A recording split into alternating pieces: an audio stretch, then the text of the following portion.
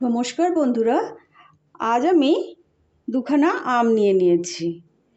এই আমের একটা ইউনিক রেসিপি করতে চলেছি। আমগুলোকে ভালো করে ধুয়ে নিয়েছি। ধোয়ার পর এখন আমি এইগুলোকে কেটে নেব। আম দুটোকে কেটে আমি মিক্সিতে ঘুরিয়ে নিয়েছি, পেস্ট করে। দুটো আম পেস্ট করে আমার এতটা বেরিয়েছে। এবার এটাকে আমি একটা পাশে সরিয়ে রাখলাম। আর এইদিকে আমি এই মেজারিং কাপটা দিয়ে 1 কাপ ময়দা নিয়েছি। এটা ময়দা আর এটা আটা, 1 কাপ পরিমাণে নিয়েছি। এবার এই দুটোকে একসঙ্গে মিশিয়ে দেব। তার মধ্যে একটুখানি 1 পিঞ্চ লবণ দিয়ে দিলাম। লবণ দিয়ে এই দুটোকে ভালো করে মিশিয়ে নিলাম।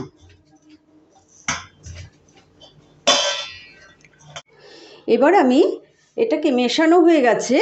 এর মধ্যে এই যে আমের পাল্পটা যে পেস্ট করে রেখেছি, এটা করতে অল্প অল্প করে দিয়ে আমি একটু আটাটাকে আর ময়দাটাকে মেখে নেব।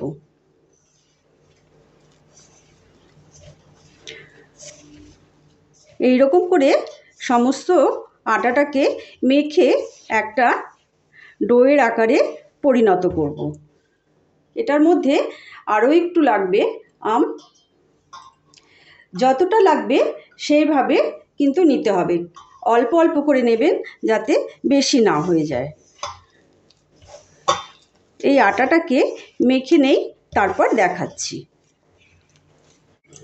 আমরা যা পরিমাণ আমের পাল্প দিয়েছিলাম সেটাতেই কিন্তু আমার মাখা হয়ে গেল। এই হাতাটা দিয়ে 4 হাতা লেগেছে, আর কোনো জল দেওয়ার দরকার পড়েনি। যদি আপনাদের আমের পাল্প কম হয় তাহলে 1 ফোঁটা জলের ব্যবহার করতে পারেন। এবার এটা আমার মাখা হয়ে গেছে। 5 মিনিটের জন্য এটাকে আমি একটা ঢাকনা চাপা দিয়ে ঢেকে রাখবো। 5 মিনিট পরে আমি ফিরে আসছি।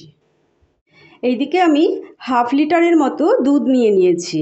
দুধটাকে আমি আগে থেকেই জাল করে রেখেছি।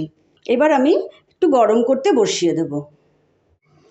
এদিকে আটাটা যে মেখেছিলাম সেই আটাটাকে লুচির আকারে গোল গোল করে গোলা পাকিয়ে নেব। এরকম করে ছিঁড়ে নিলাম। ছিঁড়ে নিয়ে লুচির থেকে একটু বড় সাইজের এইরকম করে গোলা পাকিয়ে নেব। ঠিক এই রকম হবে। যে কটা হবে দেখে নিচ্ছি কটা হবে। এইরকম করে লুচির থেকে একটু বড় হবে, আবার রুটির থেকে একটু ছোট হবে। এরকম করে গোলা পাকিয়ে নিচ্ছি সবগুলো। এই কটা আমাদের গোলা হলো, আর তার মধ্যে এই একটা পুচকি হলো। এইদিকে আমি স্ল্যাবটা খুব ভালো করে পরিষ্কার করে নিয়েছি। পরিষ্কার করে একটু জল ছিল, জলটাকে মুছে নিলাম। একটুখানি ময়দা ছড়িয়ে দেব এর মধ্যে। ময়দা ছড়িয়ে দিয়ে ওই গোলাগুলোকে লুচির আকারে বেলে নেব, ঠিক এই রকম করে। এই আঙ্গুলের ওপরে চাপ দিয়ে একটু মোটা মোটা করে বেলবে। ব্যাকাটারা হলেও কোনো ক্ষতি নেই। ঠিক এই রকম আমরা যেমন লুচি ভাজি ঠিক সেই রকম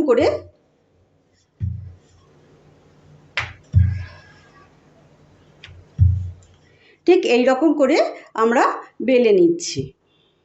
একটা হয়ে গেল, আবার সেম আরেকটাও ওই রকম করেই বেলবো। একটু ময়দা লাগিয়ে নিয়ে এটাকে চাপ দিয়ে তারপর বেলবো। এইদিকে আমাদের লুচিগুলো বেলা হয়ে গেছে। এই যে পুচকুরু লুচিটাও বেলা হয়ে গেছে। ঠিক এই রকম থিকনেস হবে, এই রকম থিকনেস করে বেলতে হবে। তো বেলা হয়ে গেছে, এবার চলুন কড়াইতে। এইদিকে আমার দুধটাও গরম হয়ে গেছে, টকবগি এসে গেছে। এইদিকে আমি কড়াইতেও বেশ খানিকটা তেল দিয়ে দিয়েছি। কড়াইয়ে তেলটা গরম হয়ে গেলে পরেই আমি লুচিগুলো ভেজে নেব। প্রথমে আমি এই ছোট লুচিটা দিয়ে দেখছি তেলটা কেমন গরম হয়েছে। তেলটা কিন্তু আমাদের বেশ গরম হয়ে গেছে।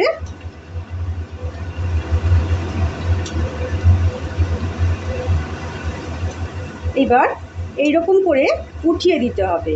তেলটা হাতার সাহায্যে এরকম করে উঠিয়ে দিলে পরেই লুচিটা ফুলে যাবে। এই যে দেখুন কি সুন্দর আমের লুচি ফুলে উঠেছে, দুর্দান্ত কিন্তু খেতে, ভীষণ স্বাদের। আপনারা অবশ্যই কিন্তু একবার বানাবেন। একটা লুচি আমার তৈরি হয়ে গেল, আমি উঠিয়ে ফেললাম।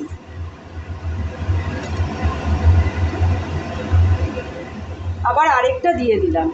আমার রেসিপিগুলো যদি ভালো লাগে তাহলে অবশ্য লাইক, শেয়ার, কমেন্ট, সাবস্ক্রাইব অবশ্যই কিন্তু করবেন। পাশে থাকা বেল বাটনটা অবশ্যই প্রেস করে দেবেন। আমার নতুন বন্ধু হয়ে থাকলে তারাও কিন্তু আমার চ্যানেলটাকে সাবস্ক্রাইব করবেন।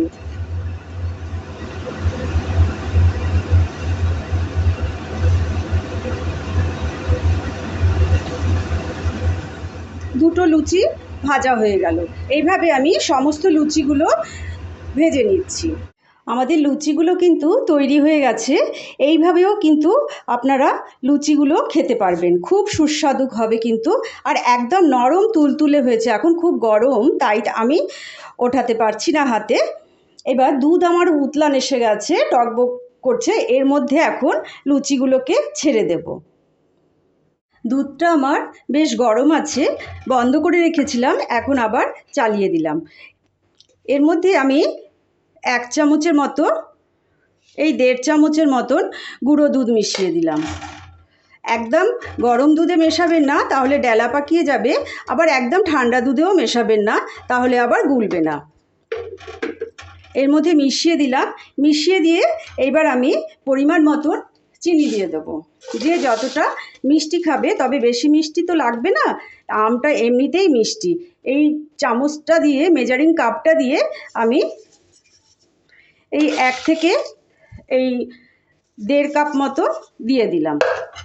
এবার এটা এখন সুন্দর করে গুলুক। চিনিটা গুলে গেলে পরেই তারপরে আমরা লুচিটা ছাড়বো। গ্যাসের ফ্লেমটা কিন্তু একদম লোতে আছে। এবার আমি একটু মিডিয়ামে করে দেব, যাতে তাড়াতাড়ি হয়ে যায়।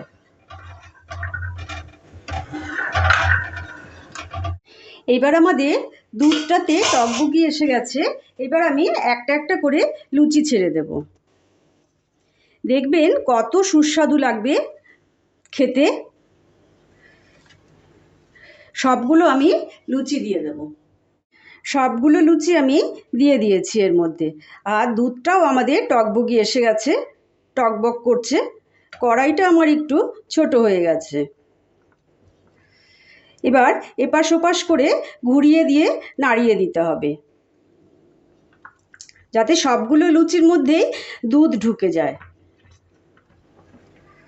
আস্তে আস্তে করে হাতা দিয়ে চাপ দিয়ে দিয়ে এইভাবে ঢুকিয়ে দিতে হবে। 2-3 মিনিটের মতন এটাকে টকবগি আনাতে হবে। তারপরে 5 মিনিট ঢেকে রাখতে হবে। এইগুলোকে এখন একটা একটা করে উল্টে দেব। নিচেরটা ওপরে, ওপরেরটা নিচে করে দিতে হবে।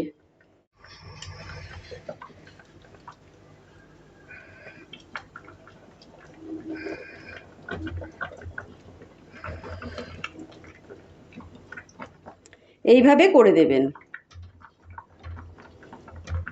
একদম নরম তুলতুলে হবে। ফ্রিজে রেখে ঠান্ডা ঠান্ডা করে খাবেন।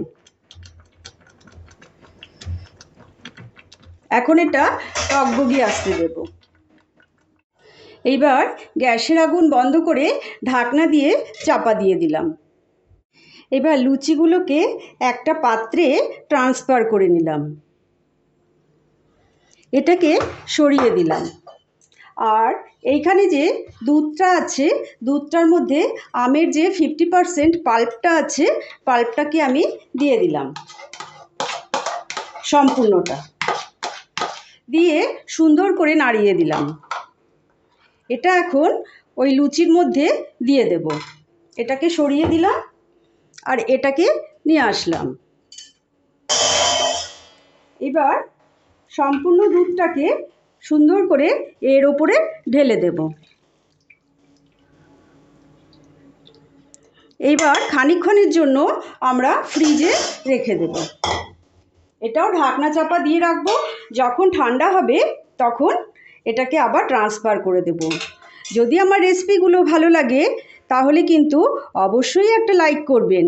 একটা লাইক কিন্তু অবশ্যই কিন্তু করবেন। আমি আবার অনুরোধ করে বললাম আপনাদের কাছে। আবার কোনো দিন হাজির হয়ে যাব নতুন কোনো রেসিপির সঙ্গে। ততক্ষণের জন্য আপনারা সুস্থ থাকবেন, ভালো থাকবেন। আর আপনারা কি কি রেসিপি দেখতে চান আমাকে কমেন্ট করে অবশ্যই কিন্তু জানাবেন। আমি কিন্তু আপনাদের অনুরোধটা ঠিকই রাখবো।